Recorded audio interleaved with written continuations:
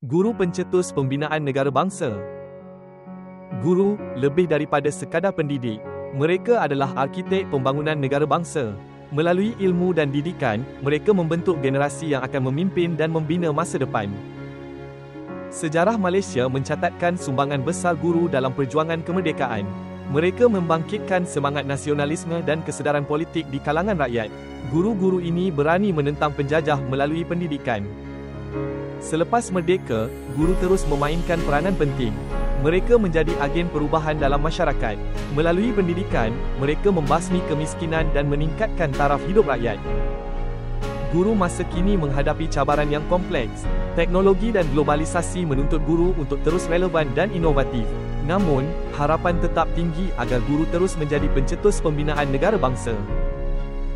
Sumbangan guru tidak ternilai. Mereka adalah wira yang tidak didendam.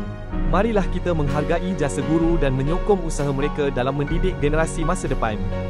Guru, obor hemah negara.